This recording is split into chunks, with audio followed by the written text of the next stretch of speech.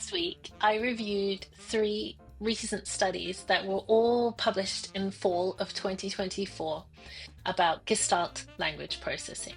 So the studies were Beals, Bryant et al., and Hutchins et al., and they're all open source studies, so I'm happy to post the links below. Now, if you've never heard of Gestalt language processing, then you would not be the only person. It seems like it's popped out of nowhere in recent years, and it's been really popularized through social media. So, what I'm going to do is I'm going to explain a little bit about what it is.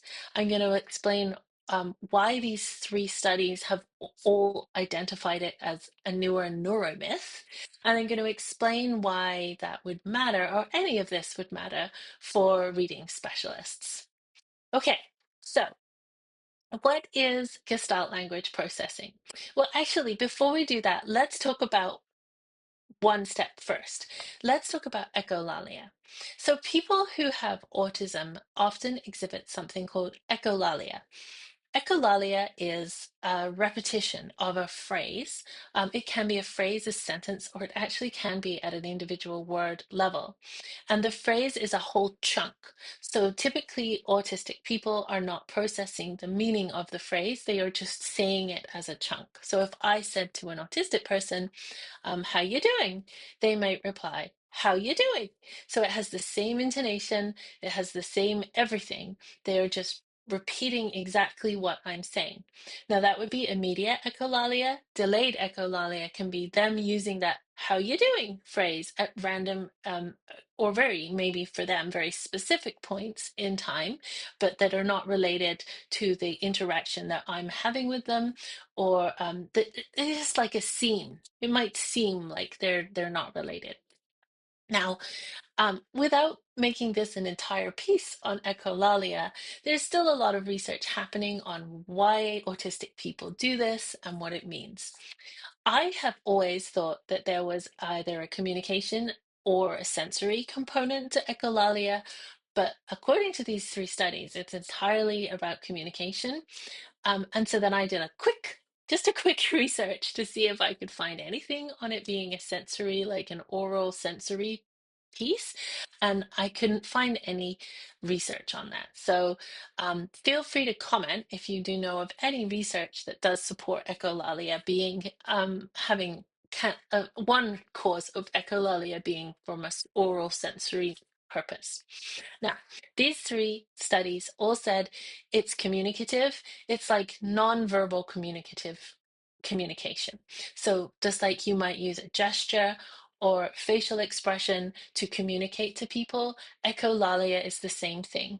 It can be used to initiate communication. It can be used to maintain communication, or it could be used, I guess, to stop communication as well. But the thing to know about echolalia is that people who are using echolalia are not processing the individual words of echolalia, of the phrase. So that brings us to what is Gestalt language processing. So Gestalt language processing is a theory that was put forward that it states that people who have echolalia are actually learning language from the top down. So they're learning languages in gestalts, which are chunks or phrases of language, and that these people with Gestalt language processing kind of have two layers or two stages of language acquisition that they go to before they get to where the rest of us start, which is at that single word stage. So they would learn to say the echolalia, which would be phrases and sentences that become in smaller chunks of phrases and sentences before they start using words. Now, these three studies that I read all were saying that they dispute that any evidence that this is actually how language is acquired, and I'm going to talk about that in a second. But one of the studies did point out echolalia is often at the single word level for non-speaking autistic people. So it doesn't really make sense in that case that somebody who has echolalia doesn't speak and is using the one word level would be at that very first level. This is kind of when you start digging into what Gestalt language processing is and what it's described to be, the arguments start to break down. And that's kind of what these studies found. Now, there's another terminology for you need to know, and that is natural language acquisition. And natural language acquisition is a model developed by speech language pathologist Marge Blanc that is used to support learners who are Gestalt language learners. Okay, so where did this come from? It originated in the 1970s, primarily through the work of Peters and Présent, mainly Présent, who really kind of sketched out this idea. He was kind of like just floating an idea out here that there may be these kind of learners. And nobody really picked up on it at the time. It wasn't something that was spoken about, but Marge Blanc popularized the idea starting from about 2011, and she's published widely on this topic over the past decade. Point to note, when I say published, I mean through commercial publishers. She has not had any peer-reviewed published articles written on this. And she's based most of her research, sorry, all of her research on this work of Présent that was very like just the beginnings of an idea. And she's sort of, when she said she's gone through the research 30 years of research. Well, actually, there really isn't very much research over the 30 years. And it seems like these studies found that the research that she used was all anecdotal, and not any of those studies really stood up to the test of real science. So she may have gone through those case studies, but there's not much of it there, and you can't really describe it as science. Um, so, how does language actually develop? So I think one of the things people don't understand is that we imagine that we learn language from the bottom up, right? From individual words moving into chunks of phrases and sentences as we develop. But actually, that's not true for neurotypical learners anyways. So what we do is we have this like iterative thing that goes on. We learn words, typically starting with nouns, and then we put them into phrases, and then we start playing with switching words and phrases, and that's that kind of iterative piece there. That's how normal learners, how neurotypical language is acquired, through this flipping constantly between words and phrases, words and phrases, words and phrases. As we develop, those phrases become longer, and the words that go into them uh, are different, right? You typically start with nouns and you work up to more vowel verbs and adjectives and things like that. So when we think that of these Gestalt language processors as being completely different, they're coming from the top down and neurotypicals from the bottom up, it doesn't really stand up to how language is actually acquired in the first place. So, how does language, or why do autistic people have delayed language? Because one of the reasons that Gestalt language processors, or I guess natural language acquisition model, proclaims is that the reason that autistic learners are behind is because they have to go through these first two stages before they get to where the rest of the neurotypical learners start at. But what we know is that people with autism, they have a difficulty with what we call joint attention behaviors. So, for example, if I said, "Hey, look at the cat," an autistic child who's non-speaking might not know to look at me, to look at my eyes, to follow my gaze, and to know where my hand is pointing, or to follow where my hand is pointing. And these like small but many missed opportunities to learn language add up. And that is what they say is the reason for autistic people to struggle to acquire language. Now, there's more research that's looked at how language is acquired by autistic people, and what they found is that actually, on this scheme of things, the grammar and the structure of our language is easily acquired, or more easily acquired, by autistic people. What they really struggle with is the semantics, the pragmatics, the social use of language, and the understanding of nuance and inference in our language. In fact, one of the things we know about autism, one of the defining characteristics of autism, is that it's this incredible attention to detail and struggling to generalize. So that struggle to be able to see the forest for the trees. And that sits really counter to what Gestalt language processing is trying to say. So that's a piece that I think the all three of the studies really pointed out was sitting at odds with what we do know about how autistic learners develop and learn. Now, I don't need to get too far into the speech side of things. One of the main criticisms about natural language acquisition is that there's these stages that learners learn at, and there's a number of criticisms that these studies found with the stages, namely that they're hard to assess accurately. You can be in like 3 stages at once, simultaneously, and it's pretty unclear how you help a child move from one stage to the next.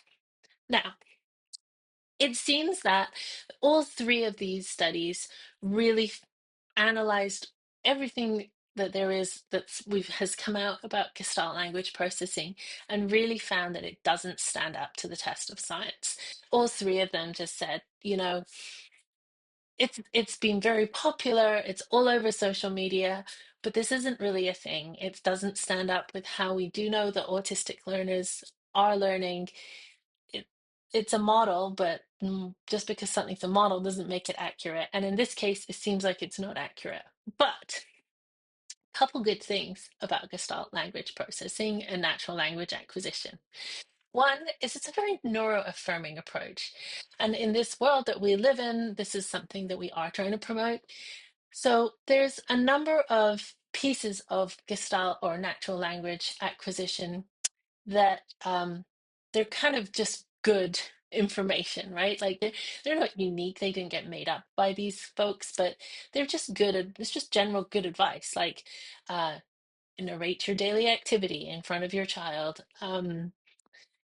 Allow the child to be, or make these interactions child-led, introduce new words and familiar phrases and forms, use childlike friendly language, and recast grammar errors in normal conversation, right? Like those are not new. They're good things. And allowing autistic children to be different and find that sort of détente between what's going to help them function in the world and what the world needs to do to help accept diversity. That's an important piece, and for that we support natural language acquisition.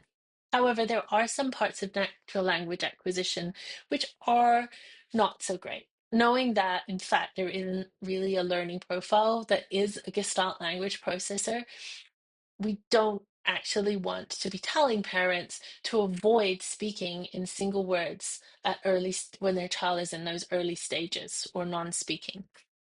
We don't want to be telling parents that they shouldn't use verbs in their language until the later stages of these, natural language acquisition stages. And then the final thing that these studies were discouraging, was using structured interventions such as applied behavior analysis for teaching early vocabulary. Now, I'm just going to leave that one on the side because I know that applied behavior analysis is controversial in autistic circles anyway, but that's one of the findings that these studies found. So, why do we care about this as reading specialists? Why does this matter at all? Well, the argument goes, if these children are whole to piece learners, how would somebody teach a child that is learning in this way to read when the science of reading encourages us to go from bottom up? So learning parts of words and putting them together into connected text. Does it make sense? Does the argument go, well, you're right, it's a great question, but now we know actually that Gestalt language processing is a failed theory. It's a failed framework. It's not actually really what's going on for autistic people. So we cannot worry about that. Instead, we go back to the simple view of reading and look at the two elements that are contained in this simple view of reading, right? Word recognition and language comprehension. So if I have a child who has autism, I'm going to ask myself, what elements of word recognition is this child struggling with? Is it decoding? Is it fluency? Is it accuracy? Which of those elements do I need to support this child with?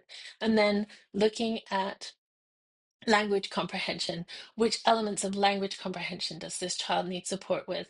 And then I'm going to target my intervention based on knowing those two things and figuring out which areas this child's struggling with. Okay, so Gestalt language processing, it's a neuromyth. It's a new one. I know it's all over social media, but it doesn't seem to be standing up to the test of science.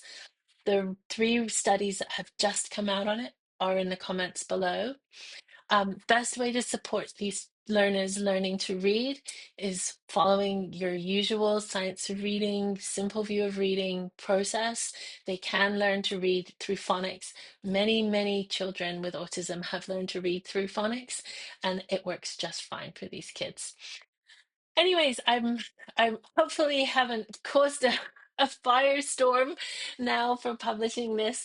But if you are concerned, if this is something that you really feel that your child has, then I encourage you to read all 3 of the articles in full. And yeah, feel free to comment below and tell me what you think about how to support autistic learners with reading.